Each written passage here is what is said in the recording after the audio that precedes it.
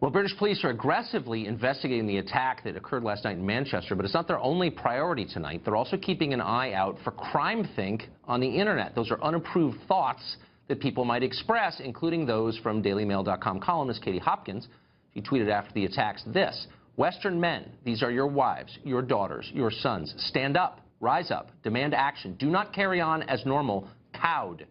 Well, for that, another Twitter user reported her to the police in Great Britain, and the police confirmed they were investigating. She was also reported for a since-deleted tweet, which she said she miswrote, saying that Britain needed a final solution to terrorism. She reworded that later.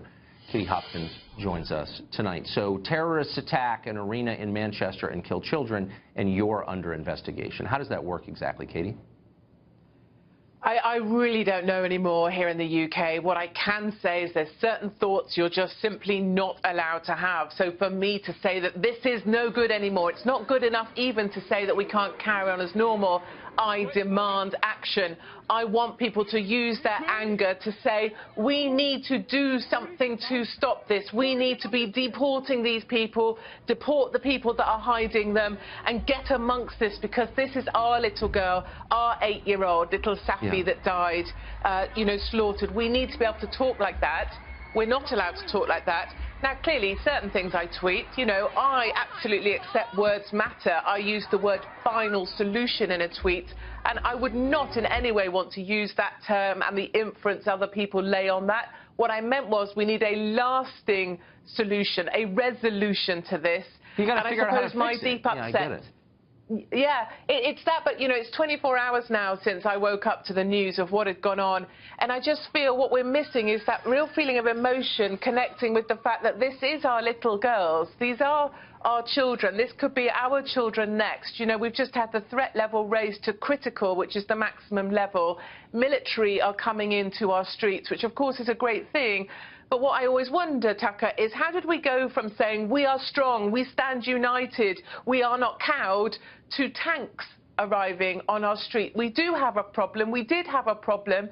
And now our little girls have been slaughtered in the worst possible way with nails and nuts and bolts in a homemade bomb. My children at breakfast this morning said, you know what, I'd much rather be shot than caught in a bomb that's made of ball bearings. And I just wonder, what conversation are we having here in 21st century Britain when that's what children are growing up with? Children are growing up with terror being normal, and a man planting a bomb filled with nuts in bolts when they're out having fun, that's normal in Britain. And we brought that war into our country. We brought that war onto our pavements, onto our streets, and I don't hear anybody still, no politician standing up and saying, I am sorry, we were wrong, we are going to change what we have done. Of course not. Islamic extremism cannot go on. They're investigating you for your tweets in the country that gave the rest of us freedom of speech. I mean, this is very quickly kind of a philosophical question, but is a government that is demonstrably unwilling to defend its own children, and they are,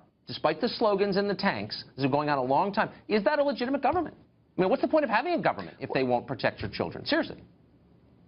Absolutely. It seems to me that the establishment are now on the side of anything that represents diversity or indeed Muslims supporting Islam. We immediately have to say the Greater Manchester head of police came out this evening and said, we will not tolerate hate against the Muslim community. And for so many of us, we're kind of